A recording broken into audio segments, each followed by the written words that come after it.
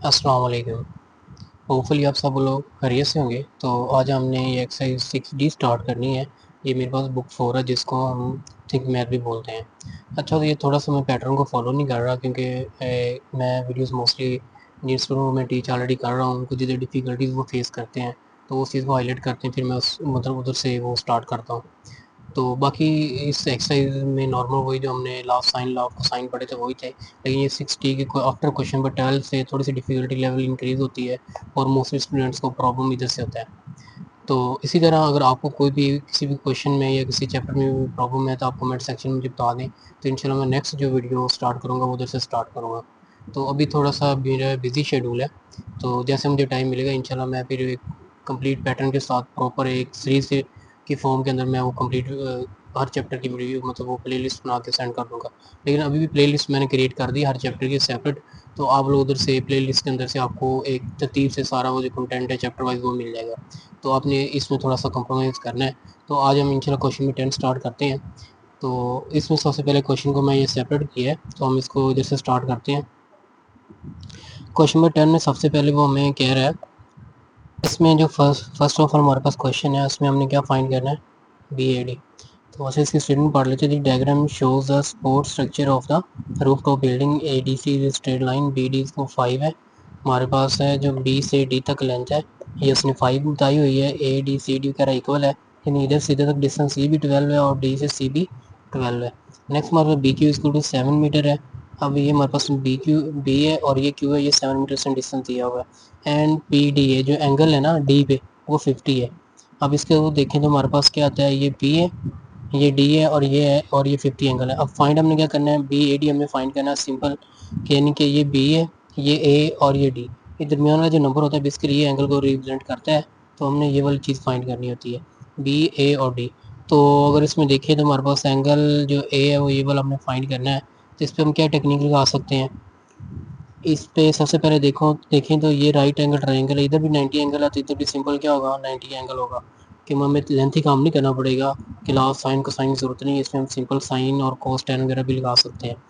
लेकिन देखिए इसमें हमारे पास ना ये हाइपोटेनियस नहीं है। अब हमेशा 90 के सामने होता है हाइपोटेनियस होता है, तो हमारे पास A और B हाइपोटेनियस नहीं है, तो इसमें हम सिर्फ टैन को यूज़ कर सकते हैं। टैन अब क्या होता है, टैन सिंपल हमारे पास क्या होता है कि ये परपेंडिकुलर ओवर क्या आता है, ये हमारे पास बेस आता है। ये 90 के सामने ये तो हमारे पास हाइपोटेनियस ओवर है, इसको हम यूज़ नहीं करेंगे।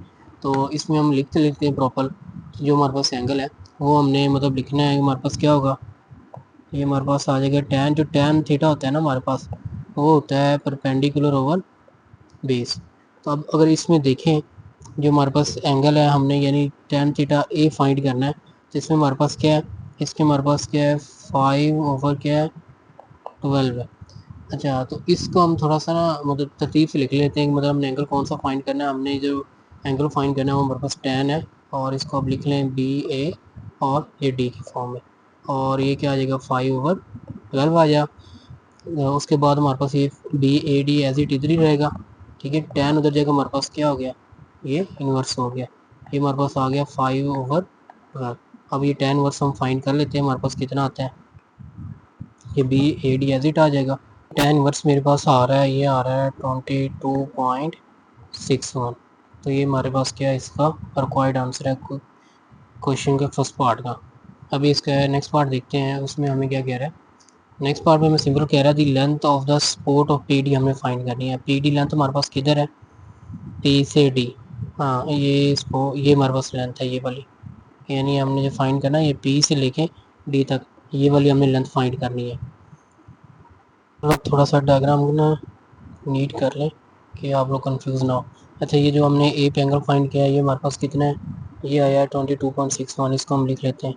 ये वाला एंगल हमारे पास है 22.61। अच्छा, आप देखें तो हम इस पे हमारे पास दो एंगल गिवन है और एक साइड गिवन है। तो इस पे हम क्या कर सकते हैं, लॉ ऑफ साइन लगेगा, उसके लिए हमारे पास ये एंगल होना भी ज़रूरी है। ट्रायंगल का हमें पता है साइन कितना होता है, 180 होता है, तो इसको हम पहले माइनस कर लेते हैं। अच्छा, ये जो वर्किंग हमने की थी ये की थी फर्स्ट पार्ट के लिए। अभी हम जो नेक्स्ट करेंगे ये हमारे पास क्या हो जाएगा, इसको हम ये सेकंड पार्ट का नाम दे देते हैं। तो इसके लिए ट्रायंगल का जो सम होता है 180 होता है, तो 180 में से हम माइनस कर देंगे 22.61 और माइनस हम कर देंगे इसको 50। जो थर्ड एंगल आएगा वो हमारे पास ये पी पे एंगल होगा, तो इसको हम कैलकुलेट कर लेते हैं। अच्छा, ये जो मेरे पास एंगल आ रहा है ना, ये इसका आ रहा है 107.39, 107.39 ये रिक्वायर्ड एंगल आ रहा है मेरे पास। ये जो एंगल क्या है, इसको हम नाम देते हैं A P D, A P और ये डी, ये मेरे पास पी पे एंगल आ गया। ठीक है, अब symbol of law of sine लगा सकते हैं। लॉ ऑफ साइन क्या होता है हमारे पास, A over sine A is equal to B over sine B. अब देखें, A over sine A simple है, तो इस पे हम क्या करेंगे, ए ओवर साइन ए हमारे पास क्या है, ये एक लेंथ गिवन है, ये वाली लेंथ है, इसके सामने ये वाला भी जो एंगल फाइंड किया है वो यूज़ करेंगे। और दूसरे नंबर पे हमने क्या फाइंड करना है, ये 12 तो हमें गिवन है। तीसरे नंबर पे हमने जो साइड पी डी फाइंड करनी है, देखा ना, पी डी हमें फाइंड करना है। अब पी डी हमारे पास क्या है, ये वाली साइड इतनी, इसके अपोजिट एंगल ये वाला यूज़ करेंगे। अब देखें तो हमारे पास जो फर्स्ट पे है पी पे एंगल हमने 107.39 फाइंड किया है, और इसकी लेंथ हमारे पास क्या है 12 ओवर क्या आ जाएगा, ये साइन 107, इसको 3 हम लिख देंगे, इज इक्वल टू क्या आएगा, ये पी डी तो हमने करना है फाइंड, इसको हम एज इट लिख देंगे। और पी डी के एंगल क्या है, पी डी के जो पास हमारे पास एंगल आ रहा है अभी, यानी कि पी डी की अपोजिट ये साइड है, तो ये 22.61 हम यूज़ करेंगे, 22.61। तो इसको हम कैलकुलेट कर लेते हैं, पहले इसको रीअरेंज कर लेते हैं। हमें ये देखें कि ये पी डी को हमने सेपरेट करना है, ये इधर वैल्यूज हो रही है डिवाइड, उधर जाकर सिंपल क्या हो जाएगी, मल्टीप्लाई हो जाएगी, तो इसको हम मल्टीप्लाई कर लेते हैं और इसको देखते हैं कैलकुलेट करके क्या मेरे पास आंसर आ रहा है। पी डी जो लेंथ है 4.8320, आगे ऑनवर्ड्स कंटिन्यू, इसको हम राउंड ऑफ कर लेते हैं 4.84 मीटर, यानी कि जो ये लेंथ है ना पी डी, वो हमारे पास आई है 4.84 मीटर। चलें, ये हमारा पार्ट भी हो गया। अब इसका नेक्स्ट पार्ट देखते हैं। ये नेक्स्ट पार्ट देखें ज़रा, इसमें हमारे पास क्या है, ये थर्ड पार्ट हमने फाइंड करना है, तो इसमें the length of the sport D Q find करना है। अब डी क्यू हमारे पास क्या है, ये वैल्यूज़ है और ये है। अच्छा, थोड़ा सा मैं ना इसको डायग्राम को क्लियर कर लूँ कि इजी हो जाए आप लोगों के लिए। हाँ, अब हमने क्या फाइंड करना है, हमने डी से क्यू ये लेंथ फाइंड करनी है। अब थोड़ा सा इस पर अगर फोकस करें तो देखें हमारे पास एक ये कंप्लीट ट्रायंगल बन रही है, एक ये आप ये वाली है, अब ये वाली है, कंप्लीट 90 है। तो इसमें जो सबसे इजी वे है इसको सॉल्व करने का, वो हमारे पास क्या है, ये साइड भी गिवन है, ये साइड भी गिवन है, दो साइड गिवन है, ये हमने साइड फाइंड करनी है। अब हमें इस ट्रायंगल के अंदर से ना तो एक एंगल अगर मिल जाता है तो हम बड़े आराम से इसको सॉल्व कर लेंगे लॉ ऑफ कोसाइन लगा के। अब एंगल कैसे, आप देखें ये बी है, तो ये बी के सामने ये साइड हमारे पास गिवन है डी और क्यू, तो इस पे हम क्या लगाते हैं, इस पे हम सिंपल लॉ ऑफ, हाँ इस पे हम टेन लगा लेते हैं क्योंकि हमारे पास ये 90 का एंगल है, टेन लग सकता है।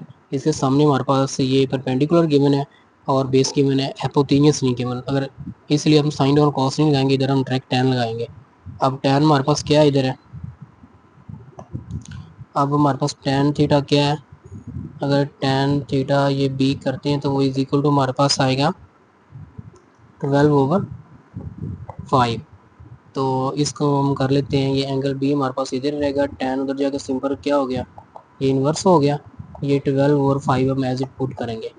तो ये बी पे एंगल देखते हैं कि हमारे पास कितना आ रहा है, इसको कैलकुलेट कर। अच्छा, ये जो एंगल मेरे पास आ रहा है ये 67.380 ये आ रहा है, तो ये हमारे पास एंगल किसका आ गया, ये बी पे आ गया। अब इसके बाद दूसरा हम सिंपल क्या करेंगे, लॉ ऑफ कोसाइन लगा देंगे। तो लॉ ऑफ कोसाइन में देखें ये दोनों साइडें भी गिवन है और ये एंगल भी हमारे पास ऑलरेडी है। ये सामने जो डी क्यू है ये हमने फाइंड करना है, जिसको सॉल्व करते हैं। अब हमें पता है जो डी क्यू है, ये जो लेंथ होगी वो एज इट आ जाएगी, डी क्यू का स्केयर आ जाएगा। उसके बाद हमारे पास जो दो वैल्यूज़ हैं वो कौन सी है, एक 5 का है और एक 7 है। तो इस पर हमारे पास ये मैं 5 का स्केयर ले लेता हूँ प्लस मैं ये 7 का स्केयर ले रहा हूँ, तो ये -2 फार्मूले वाला, ये फिर 5, ये फिर मेरे पास 7 की वैल्यूज़ आ जाएगी। और लास्ट में मेरे पास क्या आएगा, इस पे जो कॉस को भी हमने रिसेंटली एंगल निकाला है वो कौन सा है वो हम पुट कर देंगे, इधर आ जाएगा कॉस 67.380 जो हमने निकाला है। तो इन सारी वैल्यूज़ को हम कैलकुलेट कर लेते हैं और आंसर देखते हैं हमारे पास क्या आता है। ये डी क्यू स्केयर अभी एज इट ही रहेगा। अच्छा, तो ये जो लेंथ मेरे पास आ रही है ये आ रही है 47.0, उसके बाद आ रहा है 7 6, फिर आगे 7 ऑनवर्ड आगे कंटिन्यू है। तो इसको हम राउंड ऑफ कर लेते हैं 3 डिजिट तक। 47 पॉइंट, इसको 077 कर लेते हैं। पॉइंट बाद मोस्टली आप 3 डिजिट ले लें वही काफ़ी होते हैं, लेकिन हमें अब स्केयर भी नहीं चाहिए, तो दोनों साइड पे ये स्केयर रूट ऐसा लेके इसको हम कैंसिल करेंगे एंड रूट लेके। तो ये हमारे पास डी और क्यू की लेंथ आ जाएगी। ये हमारे पास राउंड बाउंड्स को हम कर लेते हैं। कितना लेंथ मेरे पास आ रही है ये 6.86 मीटर। ये मेरे पास रिक्वायर्ड लेंथ आ रही है। चलो, ये हमारा क्वेश्चन भी कंप्लीट हो गया। डी क्यू भी हमने फाइंड कर लिया, तीनों पार्ट कंप्लीट हो गया।